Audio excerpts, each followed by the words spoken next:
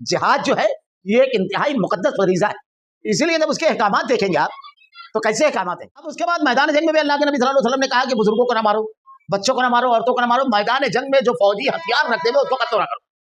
یعنی آپ احکامات دیکھیے، شجردار، سایہ دار، پھلدار درختوں کو نہ کاٹو، یہاں بھی مارکوٹ سے روکا گیا ہے۔ اور ایک نفس کو قتل کرنا، ومن قتل نفسا بغیر نفس او فساد فی الارض فکانما قتل الناس جميعا، یہ قرآن کا اصول ہے کہ کسی نفس کو بلا وجہ کہ اگر آدمی قتل کر دیا، ومن قتل نفسا بغیر نفس او فساد فی الارض فکانما قتل الناس جميعا، اس نے زمین میں زبردست و فساد پھیلا دیا اور سارے انسانوں کا قاتل اسے کہا گیا ہے، سارے انسانوں کا۔ یہ ہے انسانی جان کی قیمت۔ آج ہمارے یہاں جہاد کا معنی جو بیان کیا جاتا ہے اور جس طریقے سے اس کی تشہیر کی جاتی ہے مسلمانوں کو بدنام کرنے کے لیے، انہوں نے اس کی تفصیلات ہی نہیں پڑھی۔ بہت سادہ مثال کے ذریعے میں اس کو سمجھاتا ہوں۔ ہندوستان کے اندر انگریز ہے، انہوں نے ہمارا کچھ نہیں، صرف ملک کو چھینا تھا۔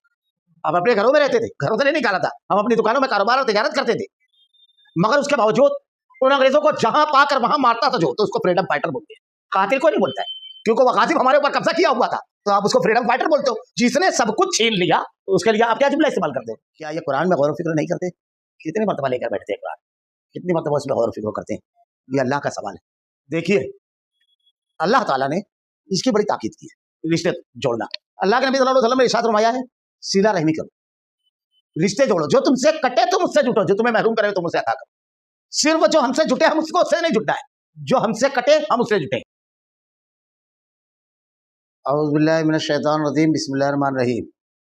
وَيَقُولُ الَّذِينَ آمَنُوا لَوْلَا نُزِّلَتْ سُورَةٌ فَإِذَا أُنزِلَتْ سُورَةٌ مُحْكَمَةٌ وَذُكِرَ فِيهَا الْقِتَالُ رَأَيْتَ الَّذِينَ فِي قُلُوبِهِم مَرَضٌ يَنظُرُونَ إِلَيْكَ نَظَرَ الْمَغْشِيِّ عَلَيْهِ مِنَ الْمَوْتِ فَأَوْلَىٰ لَهُمْ طَاعَةٌ وَقَوْلٌ مَّعْرُوفٌ فَإِذَا عَزَمَ الْأَمْرُ فَلَوْ صَدَقُوا اللَّهَ لَكَانَ خَيْرًا لَّهُمْ فَهَلْ عَسَيْتُمْ إِن تَوَلَّيْتُمْ أَن تُفْسِدُوا فِي الْأَرْضِ وَتُقَطِّعُوا أَرْحَامَكُمْ أُولَٰئِكَ الَّذِينَ لَعَنَهُمُ اللَّهُ فَأَصَمَّهُمْ وَأَعْمَىٰ أَبْصَارَهُمْ أَفَلَا يَتَدَبَّرُونَ الْقُرْآنَ أَمْ عَلَىٰ قُلُوبٍ أَقْفَالُهَا إِنَّ الَّذِينَ ارْتَدُّوا عَلَىٰ أَدْبَارِهِم مِّن بَعْدِ مَا تَبَيَّنَ لَهُمُ الْهُدَىٰ الشَّيْطَانُ سَوَّلَ لَهُمْ وَأَمْلَىٰ لَهُمْ ذَٰلِكَ بِأَنَّهُمْ قَالُوا لِلَّذِينَ كَرِهُوا مَا نَزَّلَ اللَّهُ سَنُطِيعُكُمْ فِي بَعْضِ الْأَمْرِ وَاللَّهُ يَعْلَمُ إِسْرَارَهُمْ فَكَيْفَ إِذَا تَوَفَّتْهُمُ الْمَلَائِكَةُ يَضْرِبُونَ وُجُوهَهُمْ وَأَدْبَارَهُمْ ذَٰلِكَ بِأَنَّهُمْ اتَّبَعُوا مَا أَسْخَطَ اللَّهُ وَكَرِهُوا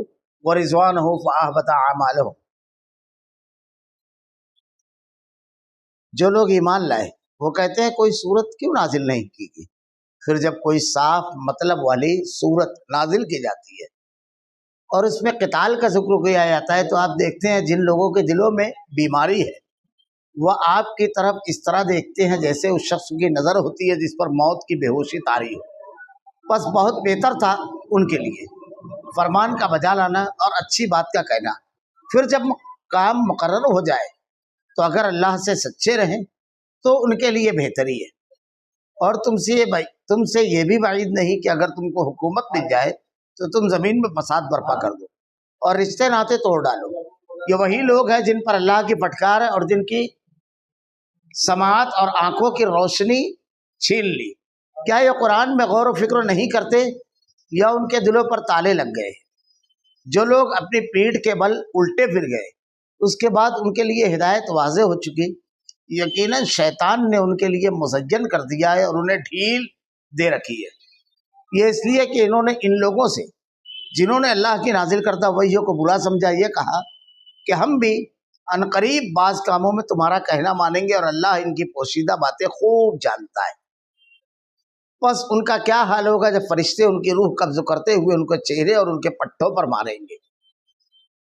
یہ اس بنا پر کہ وہ راہ چلے جس سے انہوں نے اللہ کو ناراض کر دیا اور انہوں نے اس کی رضامندی کو برا جانا تو اللہ نے ان کے اعمال اکارت کر دیے۔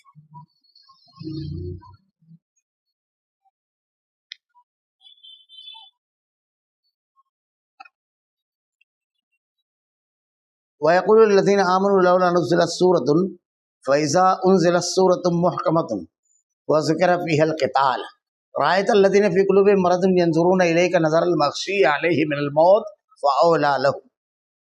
وہ لوگ جو ایمان لائے وہ کہتے ہیں کہ کوئی صورت کیوں نازل نہیں کی ہے۔ پھر جب کوئی صاف مطلب والی صورت نازل کی جاتی ہے اور اس میں قتال کا ذکر کیا جاتا ہے تو آپ دیکھتے ہیں کہ جن لوگوں کے دلوں میں بیماری ہے وہ آپ کی طرف اس طرح دیکھتے ہیں جیسے اس شخص کی نظر ہوتی ہے جس پر موت کی بے ہوشی طاری ہو. بس بہت بہتر تھا ان کے لیے فرمان کا بجا لانا.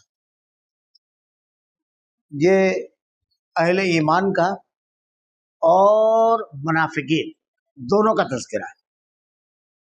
جب اللہ کے نبی صلی اللہ علیہ وسلم نے ابتدا میں اسلام پیش کیا تو آپ نے بارہا سنا ہوگا پڑھا ہوگا کہ مشرکین مکہ کیسے مظالم ان لوگوں سے کیے ان لوگوں کے اوپر، حتیٰ کہ آپ لوگوں کو بدن کے کپڑے پر ہجرت پر مجبور کیا. دو ہجرتیں ہوئی، حبشہ کی طرف اور مدینہ کی طرف. خود اللہ کے نبی صلی اللہ علیہ وسلم نے جس شب ہجرت کیا آپ کو قتل کرنے کے لیے 50 جوان بیٹھے ہوئے تھے. سب کو چھوڑ کر کے ان لوگوں کو ہجرت کرنا پڑی. جب مدینہ آئے تو مدینہ میں بھی ان لوگوں کی شرائطیں ختم نہیں ہوئی، تکلیف دینے والا مرحلہ اور کام چالو رہا. اب صحابہ کرام یہ چاہتے تھے کہ ظلم کا جواب دیا جائے، ظالم کا. جہاد جو ہے وہ ظالم کو ظلم سے روکنے، اللہ کے دین کو روکنے والے اور ان کے مخالفتوں کے لیے. کسی کو حکومت بڑا کرنا، اقتدار حاصل کرنا، حکومت قائم کرنا یہ نہیں ہے. جہاد جو ہے یہ ایک انتہائی مقدس فریضہ ہے. اسی لیے جب اس کے احکامات دیکھیں گے آپ تو کیسے احکامات ہیں کہ میدان جنگ میں جانے کے بعد جنگ سے پہلے کہا جائے گا اسلم تسلیم اسلام قبول کرو. اگر وہ نہیں مانے اس کے بعد کہا جائے گا کہ چلو ایک امن و معاہدہ کر لیتے، تب بھی نہیں مانے. اس کے بعد کہا جائے گا کہ اب تمہارے اور ہمارے درمیان فیصلہ تلوار کرے گی، کیونکہ تم میدان جنگ میں اسی کے لیے آئے ہو، ہمیں مارنے کے لیے. تو اگر یہ تینوں شرطیں مان لی جائے کہ اسلام قبول کر لیتے ہیں، یا اس کے بعد معاہدہ کر لیتے ہیں، کچھ جزیہ دینے پر راضی ہو جاتے ہیں، یا پھر اس کے بعد قتال ہے. اب اس کے بعد میدان جنگ میں بھی اللہ کے نبی صلی اللہ علیہ وسلم نے کہا کہ بزرگوں کو نہ مارو، بچوں کو نہ مارو، عورتوں کو نہ مارو. میدان جنگ میں جو فوجی ہتھیار رکھتے ہوئے اس کو قتل نہ کرو. یعنی آپ احکامات دیکھیے، شجردار سایہ دار پھلدار درختوں کو نہ کاٹو، یہاں بھی مارکوٹ سے روکا گیا ہے. تو یہ وہ لوگ ہیں جو آپ کو ختم کرنے کے لیے آئے ہیں، جن کا مقصد آپ کا خاتمہ ہے، تو اپنے دفاع کے لیے. یہ سمجھ لیجیے آج ہمارے یہاں جہاد کا معنی جو بیان کیا جاتا ہے اور جس طریقے سے اس کی تشہیر کی جاتی ہے مسلمانوں کو بدنام کرنے کے لیے، انہوں نے اس کی تفسیرات ہی نہیں پڑھی. اب قرآن کریم کی کچھ آیتیں جن کے اوپر مقدمہ دائر کیا گیا تھا، کچھ لوگوں نے باقاعدہ کہا کہ قرآن سے آیتیں نکال دی جائے اور یہ تمام چیزیں. ان آیتوں کو آپ دیکھو کہ کہا گیا ہے کہ کافروں کو جہاں پکڑو وہاں مارو. اب اس کو بالکل جرنل کر کے جب بتایا جاتا ہے تو ایسا محسوس ہوتا ہے کہ مسلمانوں کو یہ حکم ہے کہ کافر کو جہاں دیکھو وہاں مارو. اب اگر یہ ایسا ہی رہتا تو 58 مسلم ممالک میں تھے، کسی ایک ملک میں 57 ملک میں یہ چل پاتے؟ ایسا ہوا کبھی؟ یہ کن لوگوں کے لیے کہا گیا ہے؟ جن لوگوں نے ان کے مالوں کو لوٹا، ان کو شہر سے بے دخل کیا، ان کے کاروبار کو ختم کیا، ان کے لوگوں کو مارا، قتل کیا، اذیتیں دی، اور اس کے بعد بار بار لشکر لے کر کے مدینہ پہنچ رہے ہیں ان کے لیے. بہت سادہ مثال کے ذریعے میں اس کو سمجھاتا ہوں. ہندوستان کے اندر انگریز آئے، انہوں نے ہمارا کچھ نہیں، صرف ملک کو چھینا تھا. اب اپنے گھروں میں رہتے تھے، گھروں سے نہیں نکالا تھا. ہم اپنی دکانوں میں کاروبار اور تجارت کرتے تھے، مگر اس کے باوجود ان انگریزوں کو جہاں پا کر وہاں مارتا تھا جو، تو اس کو فریڈم فائٹر بولتے ہیں. قاتل کوئی نہیں بولتا ہے کیونکہ وہ غاصب ہمارے اوپر قبضہ کیا ہوا تھا، تو آپ اس کو فریڈم فائٹر بولتے ہو. جس نے سب کچھ چھین لیا اس کے لیے آپ کیا جملہ استعمال کرتے ہو؟ کیا آپ کے اندر ذرا بھی وسیع النظری ہے؟ معاملات کو گہرائی سے اچھے ڈھنگ سے تدبر سے دیکھنے کی شعور ہے، صلاحیت ہے؟ جان لو اس کے بعد جملہ کہو. یہاں صحابہ کرام نے پوچھا کہ اجازت ہے؟ یعنی ایسا نہیں ہے کہ اب کوئی بھی نکلے کسی کو بھی مار دے، اس کے لیے باقاعدہ اجازت کی ضرورت ہے، سرپرستی چاہیے، حکومت کی منصوبہ بندی چاہیے. اور سامنے والے لوگوں کو جب یہ اس کا احساس ہوگا کہ یہ پورے کے پورے منظم ہے تو وہ ظلم سے خود بھی رک سکتے ہیں. کبھی کبھی ایسا بھی ہو سکتا ہے. یہ سب چیزیں، اور پھر جہاد ہے پورے اس کے پورے رابطے ہیں. یہ کسی کو بھی کہیں بھی پکڑ کر کے مار دینا، یہ بلاسٹ کر دینا، یہ سب جہاد نہیں ہے. اسلام نے اس کی اجازت نہیں دی ہے کہ آپ سے لڑنے کے لیے ایک آدمی نہیں آیا میدان جنگ میں اور آپ اس کو قتل کر دیں گے. बल्कि औरतें और बच्चे और बुजुर्ग हो, उनकी बात जाने दीजिए। मैदान जंग में लड़ने वाला सिपाही हथियार रखते हुए तो आपको उससे नहीं, अब एक आदमी को तुम इसलिए कभी मार देते हो कि उसको मालूम ही नहीं है, उसका इससे कोई ताल्लुक ही नहीं है, बिल्कुल आम सा आदमी। ये देहात नहीं, ये क़िताल है। और एक नफ्स को कत्ल करना, वमन क़तल नफ्सन बिगैर नफ्सिन औ फसादिन फिल अर्दि फकअन्नमा क़तल अन्नास जमीआ, यह कुरान का उसूल है कि किसी नफ्स को बिला वजह के अगर आदमी कत्ल कर दिया, वमन क़तल नफ्सन बिगैर नफ्सिन औ फसादिन फिल अर्दि फकअन्नमा क़तल अन्नास जमीआ, उसने जमीन में जबरदस्त फसाद फैला दिया और सारे इंसानों का कातिल उसे कहा गया है, सारे इंसानों का। यह है इंसानी जान की कीमत। तो सहाबा किराम ने पूछा कि जो लोग ईमान लाए वो कहते हैं कोई सूरत नाजिल क्यों नहीं की गई। फिर जब कोई साफ मतलब वाली सूरत नाजिल की जाती है और उसमें क़िताल का जिक्र किया जाता है, जब हुक्म होता है जिहाद का, तो जिहाद के ज़ाब्ते हैं, अब मैदान जंग से लौटना नहीं ना, अब जालिमों को अंजाम तक पहुंचा कर, क्योंकि अब सिर्फ तुम्हारा नहीं, जुल्म इनके मुंह, इनके खून लग गया है। जब जानवर के मुंह में खून लग जाता है, कुत्ता जब बावला हो जाता है तो किसी को भी काटता है। ऐसी सूरत में क्या किया जाता है, कुत्ते को बरजुल्म किया जाता है ना। अब जब ऐसी सूरत हाल बन जाए तो फिर उसके अहकामात दिए गए, कमांडर हुक्म देवे और ये तमाम चीज़ों के साथ। अब उसके बाद ये तो अहले ईमान थे जो समो तात अहकामात की पाबंदी करने वाले, मादर पितर आज़ाद नहीं। ये देखिए फ़र्क को देखिए। अब दूसरा एक तबका आप देखते हैं, जिन लोगों के दिलों में बीमारी है वो आपकी तरफ इस तरह देखते हैं जैसे उस शख्स की नज़र हो, यानी जिनके दिलों में बीमारी है उनको अगर आप देखेंगे तो उन लोगों का मामला ऐसा है कि वो लोग इस तरह आपकी तरफ देखते हैं जैसे, कैसे उस शख्स की नज़र होती है जिस पर मौत की बेहोशी तारी है। बहुत बेहतर था उनके लिए। क्या बेहतर था? ये मुनाफिकीन है। अब जारी निकल गई, फिर जिहाद का हुक्म आ गया। जैसे एक मोमिन और मुनाफिक कफार को समझ गए, दीन के किसी भी मामले में जब हुक्म आ जाता है ज़कात देना है, फौरन वो पूरा हिसाब निकाल करके दे देता है। लेकिन आप ऐसे भी समाज और माशरे में, मुझसे एक शख्स ने आकर के सवाल किया कि मेरे पास 2 करोड़ रुपया है, उस पर ज़कात कितनी है? मैंने कहा बहुत आसान हिसाब है, 2.5% के हिसाब से 5 लाख रुपया होती है। बोले 5 लाख? उसकी सांस फूलने लगी। बोले मैं कमाऊं और गरीबों में बांट दूं? तो मैंने कहा ये पूरा 5 लाख दिया किसने?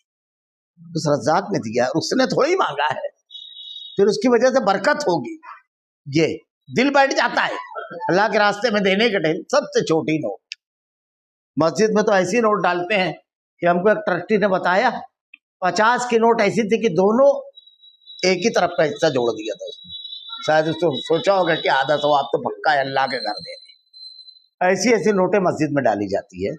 ये देखिए हिसाब, जब जुम्मा का रोज मस्जिद का चंदा या किसी गरीब को देने की नौबत है, छुट्टा लेंगे। लेकिन 10 लोगों के साथ होटल पे बैठे हैं तो झगड़ा चलता है कि मैं चाय का पैसा। अल्लाह के रास्ते में देने का मिजाज कैसा होना चाहिए? दिल बैठना नहीं चाहिए, दिल बड़ा हो जाना चाहिए कि कोई मुस्तहिक अल्लाह रब्बुल आलमीन ने आप तक के पहुंचा दिया, आपको मिल गया मौका नेकी करने का, जन्नत बनाने का। ये मामूली चीजें नहीं है। जज्बे बदल जाते हैं जब दीनी सोच बनती है, मनहज जब रहता है। तो इन लोगों का अब क्या करना चाहिए था? ताअतुन व कौलुम मारूफ, फरमान का बजा लाना और अच्छी बात कहना। इन लोगों को करना क्या चाहिए था? बस बेहतर था फरमान बजा लाते और अच्छी बात कहते। फैज़ा अज़मल अम्र फलो सदकुल्लाह लकान खैरन लहुम, फिर जब काम मुकर्रर हो जाए, जब तय हो गया, तो अगर अल्लाह से सच्चे रहे तो इनके लिए बेहतरी है। जब अल्लाह का हुक्म आ गया किसी भी मामले में, अब सच्चाई यह है कि आना कानी नहीं, बाद में देखूंगा ये सब नहीं, अल्लाह के हुक्म को मान लेना। फाल असैतुम इन तवल्लैतुम अन तुफसिदू फिल अर्दि व तुक़त्तिउ अरहामकुम। कि जो मुनाफिकीन और अहले ईमान की सिफतें बयान की जाती है इसलिए कि हम अहले ईमान की सिफतें अपने अंदर पैदा करें और अहकामात को मानने में आना कानी, आगे पीछे होना, ये निफाक है। अल्लाह से पनाह मांगे इससे। ये हमारी तरबियत, हमको अहकामात बताए जा रहे हैं और हमारे अमल की हकीकी इस्लाह की जा रही है। अब अल्लाह ने इरशाद फरमाया, अगर تم سے یہ بھی بعید نہیں کہ اگر تم کو حکومت مل جائے تو تم زمین میں فساد برپا کرو اور رشتے ناطے توڑو. یہ تو اس ٹائم تو قربانی نہیں دے رہے ہو، لیکن اگر اقتدار ملے گا تو کیا کرو گے؟ نفاق اگر رہے گا، اطاعت اور فرما برداری نہیں رہے گی، تو کیا کرو گے؟ زمین میں فساد برپا کرو گے. یہ بعید نہیں تم کو حکومت مل جائے تو زمین میں فساد برپا کرو. کسی کو بھی فساد ہوگا کوئی کیس نہیں. اب تمہارا بہت ہی اچھا ہے نا، نوٹس مروا دو اسی کو. دنیا کا فساد، اسکول کے اندر اگر حکومت مل گئی تو رشوت کا بازار گرم کر دو گے. سب جگہ ایسا ہی ہے.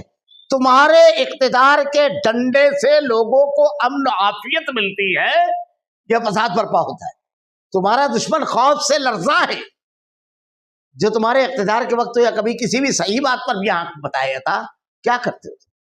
یہ اپنے آپ کو دیکھ لے میں، جن کو اقتدار ملتا ہے، جن کو حکومت ملتی ہے، وہ دیکھے لوگوں کی آسائش آرام، لوگوں کی راحت کا سامان بن رہے ہیں، فساد برپا کر رہے ہیں. اور جب فساد ہو رہا ہے تو کنارے تماشا ہی ہے خاموش. اللہ نے پہلے پارے میں منافقین کی صفت بیان کی ہے، فساد برپا کرتے ہیں اور کہتے ہیں ہم نے کیا کیا، ہم تو کچھ کیے ہی نہیں، سب تو سامنے والا کیا ہے. یہ منافقین کی صفت اللہ نے پڑھ لو ایک مرتبہ اچھی طرح. کون سی صفت میں تم جی رہے ہو؟ رشتے ناطے توڑ ڈالو. یہ بڑی اہم چیز ہے، رشتہ ناتا توڑنا. دیکھیے اللہ تعالیٰ نے اس کی بڑی تاکید کی ہے، رشتے جوڑنا.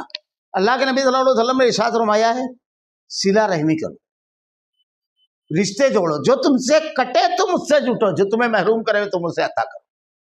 صرف جو ہم سے جٹے ہم اس کو اس سے نہیں جٹنا ہے، جو ہم سے کٹے ہم اس سے جٹے. اللہ کے نبی صلی اللہ علیہ وسلم کے رشتے داروں نے کیا کیا؟ ابو لہب آپ کے چچا نے کیا کیا، آپ کی چچی نے کیا کیا، دیگر رشتے داروں نے کیا کیا؟ آپ نے رشتے کاٹے، آپ نے اکرام ختم کیا. اللہ کے نبی صلی اللہ علیہ وسلم صحابہ اکرام کے رشتے داروں نے کیا کیا؟ لیکن ان لوگوں کا معاملہ کیا تھا؟ رشتے جوڑنا. قیامت کو روز اللہ رب العالمین ہم سے یہ نہیں پوچھے گا کہ ہمارا چاچا، ہمارا ماموں، ہمارے نانا، ہمارا بھائی، ہمارا بیٹا ہمارے ساتھ کیسا تھا. اللہ ہم سے پوچھے گا تم کیسے تھے. مجھ سے میری بیوی کے بارے میں اللہ نہیں پوچھے گا، مجھ سے یہ پوچھے گا تو کیسا شوہر تھا. ہم یہ بھول جاتے ہیں. تیرے کو یہ کرنا چاہیے، ہم کو کیا کرنا ہے، یہ دین ہے. یہ کتنی اہم چیز ہے رشتے ناتا جوڑنا. معلوم ہے ایک بات یہ بتائیے کہ ہمارے اختیار میں ہے یہ چیز کہ ہم جہاں چاہے پیدا ہو جائیں، ہے ہمارے اختیار میں؟ یہ نہیں ہے. یہ رشتے کس کے دیے ہوئے ہیں؟ اماں، ابا، ماموں، چاچا، نانا، دادا، پھوپھا، پھوپھی، یہ کس کے دیے ہوئے ہیں؟ اس رحیم و کریم رب کے. اب پسند ہو نہ ہو قبول کرو ان کو، یہ اس کے دیے ہوئے ہیں جو ہم کو ساری چیزیں عطا کرتا ہے. ہو سکتا ہے یہ خراب رشتے داریاں ہی ہمارے جنت کا سامان ہو جائے، کیونکہ وہ ہمارے ساتھ اگر خیر خائی نہیں کریں گے، ہم نے خیر خائی کی تو نیکی جمع کرنے کا موقع مل گیا. اللہ کے نبی صلی اللہ علیہ وسلم سے ایک صحابی نے آ کر کے پوچھا کہ اللہ کے نبی، میرے رشتے دار مجھ کو کاٹتے ہیں، میں ان کو جوڑتا ہوں، میں انہیں عطا کرتا ہوں، مجھ کو محروم کرتے ہیں، میں ان کے ساتھ خیر خائی کرتا ہوں، وہ میرے ساتھ سازش کرتے ہیں. اس پر غور کیجیے. ایسا لگتا ہے ہمارے معاشرے کا کوئی شخص اٹھ کر کے پوچھ رہا ہے. ایسے ہی ہمارے ساتھ ہوتا ہے نا. اللہ کے نبی نے کیا کہا؟ توڑ دو نا. اللہ کے نبی صلی اللہ علیہ وسلم نے ارشاد فرمایا اگر تم یہ کہہ رہے ہو سچے ہو تو اللہ کی طرف سے تمہارے لیے ایک مددگار فرشتہ. اگر میں رشتے جوڑنے کی اہمیت اور اس کی برکتیں بتاؤں تو کئی دروس کافی ہو جائے. ایک روایت سن لیجیے. اللہ کے نبی صلی اللہ علیہ وسلم نے ارشاد فرمایا ہے کہ اگر تم یہ چاہتے ہو کہ اللہ تمہارے مال اور عمر میں برکت دے، یہ دو چیز ایسی ہے آدمی اس کی ہمیشہ حاجت محسوس کرتا ہے اور اس کی چاہت ہوتی ہے. خوب مال. آدمی کا مزاج ایسا ہے کہ اگر سونے کی ایک وادی ملے تو دوسرے وادی کی چالو ہو جائے گی اس کی کوشش. قبر کی مٹی ہی صرف وہ اس کا پیٹ بھرتی ہے. اور عمر 120 سال کا بھی رہے گا تو اگلے 15 سال کا 20 سال کا حساب رہے گا اس کے پاس. اللہ کے یہاں جانے والا حساب نہیں رہتا ہے. کسی سے پوچھو نہیں رہتا ہے. خوب عمر چاہتا ہے اور خوب مال. اللہ کے نبی نے کیا کہا؟ بڑا آسان بات بولا. کیا؟ اللہ کے رسول صلی اللہ علیہ وسلم نے ارشاد فرمایا اگر تم یہ چاہتے ہو کہ اللہ تمہارے مال اور عمر میں برکت دے تو رشتہ جوڑو. جوڑنا ہے ہم کو. وہ जोड़े या नहीं जोड़े। अब हमारा मिजाज क्या है, शादी के टाइम देखते हैं लिस्ट, कहाँ से घर पर आई वहां घर पर, कहाँ से एक आदमी किराने की दुकान वाला है हमारा रिश्तेदारी का, हमारा सामने से जैसा ताल्लुक ना, अल्लाह हमसे पूछेगा तुमने जोड़ा था, तो अल्लाह ने कहा रिश्ते नाते तोड़ डालो। ये वही लोग हैं जिन पर अल्लाह की फटकार है, उलाइका लदीना लअनहुमुल्लाह फासम्महुम वअमा अबसारहुम, ये वही लोग हैं जिन पर अल्लाह की फटकार है। कौन लोग? जो अल्लाह के अहकामात को नहीं मानते हैं, इख्तिदार मिलने के बाद फसाद बर्पा करते हैं, अपने पोस्ट की, अपने इख्तिदार की, सियासी लीडरान से अपने ताल्लुकात का नाजायज फायदा उठाते हैं, रिश्ते नाते काटते हैं। इन पर क्या है, दुनिया में कितनी भी 6 लाइन के बाद तुम्हारा नाम आए, 11 लाइन के बाद आए, उससे हमको मतलब नहीं।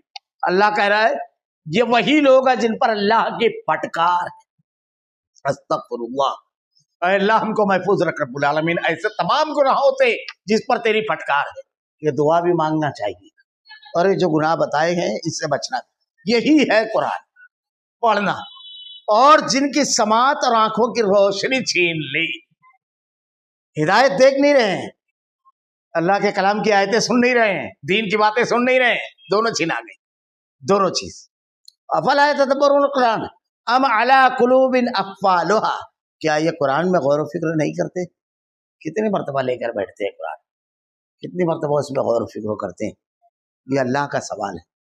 एक छोटी सी बात, मैं रमज़ान मुबारक में तो अक्सर कहता हूँ, ये कुरान हम इसको कभी लेकर अपनी फैमिली में बैठे, इस फैमिली में बैठे, अल्लाह ने जिन चीज़ों को नहीं करने का इसमें हुक्म दिया, जैसे झूठ नहीं बोलना, गिबत नहीं करना, वला तनाबज़ू बिल अलक़ाब, किसी को बुरे लक़ब से नहीं पुकारना, किसी को झिड़कना नहीं। अब अल्लाह इनको नापसंद करता है, अपने बीवी बच्चों के साथ बैठे कि यार हमको ये नहीं करना है। अल्लाह किनको जन्नत देगा अल्लाह ने बता दिया है। कुरान पढ़ के 3 मकामात से हज़रत अब्दुल्लाह इब्न अब्बास कहते हैं कुरान पढ़ जाओ, एक 11वां पारा, एक सूरह मोमिनून और एक सूरह अहज़ाब। अत्ताइबून अल आबिदून अल हामिदून अस्साइहून अर्राकिऊन अस्साजिदून अल आमिरून बिल मारूफ वन्नाहून अनिल मुनकर वल हाफिज़ून लिहुदूदिल्लाह वबश्शिरिल मोमिनीन, बशारत और खुशखबरी दो। कौन? तौबा करने वाले। अब तौबा करेंगे, ये जन्नती, अब ये अमल करेंगे जन्नत का। हम अपने कभी ऐसे पैमान करते हैं, बच्चों को कहते हैं इस कुरान को हम अपनी जिंदगी में नाफिज करेंगे। एक रोज अपने लोग महीने भर में तहज्जुद पढ़ेंगे, हफ्ते भर में एक मरतबा तौबा और इस्तिग़फ़ार करेंगे। इस्तग़फ़िरू रब्बकुम इन्नहू काना गफ़्फ़ारा, अल्लाह से इस्तिग़फ़ार करो, वो हमेशा बड़ा माफ करने वाला है, बड़ा रहीम और करीम है, उठे हुए हाथों को खाली नहीं लौटाता। ये कुरान, उसमें गौर व फिक्र करते। बेटा लेन देन कर रहे थे कि लेन देन को उसूल कुरान के अंदर क्या है, हम लेकर कभी बैठे? हम खुद अपने बीवी बच्चों के साथ क्या कुरान में गौर व फिक्र नहीं करते? या इनके दिलों में ताले लग गए हैं, ताला लग गया है, गौर फिक्र नहीं करते, हर चीज में गौर फिक्र करते, कुरान को छोड़ करके इसको लॉक कर दिया, दरवाजे को खत्म कर दिया। इन्नल लज़ीना इर्तद्दू अला अदबारिहिम मिन बाद मा तबय्यना लहुमुल हुदा लहुमुद्दुल हुदा शैतानु सव्वला लहुम आमला लहुम, ये लोग अपनी पीठ के बल उल्टे फिर गए, उसके बाद उनके लिए हिदायत वाज़ेह हो चुकी। खुला खुला कुरान की आयत है, सूद खाना हराम है, खा रहे हैं सूद, झूठ बोलने के बाद अल्लाह की लानत, झूठ बोल रहे हैं, बीमारियां सब बता दी गई है। शराब नहीं पीना चाहिए, लोगों को परसुल्म नहीं करना चाहिए, किसी का माल क़त्म नहीं करना चाहिए, धोखाधड़ी नहीं करना चाहिए, शिर्क नहीं करना है, बिदअत नहीं करना है, सिर्फ अल्लाह से मांगना, सब चीजें बता दी गई तफसील से, हिदायत वाज़ेह हो गई। अब उसके बाद अपनी पीठ के बल उल्टे कौन फिरा? जो कुरान और हदीस की मुखालफत कर रहा है वो उल्टे बल फिरा ना, उसने माना ही यकीनन शैतान ने इनके लिए मुज़य्यन कर दिया। अरे बहुत कमाई है, बहुत इज्जत है, आ जाओ सियासत में, बहुत, अरे ये लेकर डुबा दिया, बेईमानी कर लिया, तरक्की कर लिया, भाई का हिस्सा मार लिया, सारी चीज हो गई। शैतान ने मुज़य्यन किया है, जिंदगी का मजा ले, अभी तो बहुत उम्र पड़ी हुई है और उन्हें ढील दे रखी है, अल्लाह की तरफ से ढील है उनको। ज़ालिका बिअन्नहुम क़ालू लिल्लज़ीना करहू मा नज़्ज़लल्लाहु सनतीउकुम फी बाज़िल अम्र वल्लाहु यअलमु इसरारहुम, ये इसलिए کہ انہوں نے ان لوگوں سے جنہوں نے اللہ کی نازل کردہ وحیوں کو برا سمجھائیے کہا. کون لوگ؟ برا کون سمجھا؟ جو نہیں مانا وہ نا، اچھا سمجھتا تو مانتا. ہم بھی عنقریب بعض کاموں میں تمہارا کہاں مانیں گے. کن کو کہہ رہے ہیں؟ یہ دیکھیے ان لوگوں کو کہہ رہے ہیں. اور اللہ ان کی پوشیدہ باتیں خوب جانتا ہے. یہ اندر اندر کیا کر رہے ہیں، ان کا منصوبہ کیا ہے. دنیا بھر کی زینداری اور پرہیزگاری تو بتا رہے ہیں، اللہ تعالیٰ دلوں کے حال کو جانتا ہے. فَكَيْفَ إِذَا تَوَفَّتْهُمُ الْمَلَائِكَةُ يَضْرِبُونَ وُجُوهَهُمْ وَأَدْبَارَهُمْ. دنیا کے اندر تو اللہ نے کیا کہا؟ لعن اللہ، اللہ کی لعنت ہے کہا. اب مرتے وقت سے کیا ہوگا سنو ان کا انجام.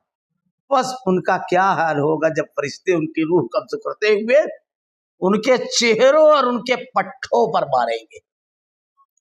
بعض جاہل لوگ کہتے ہیں عذاب قبر نہیں ہے.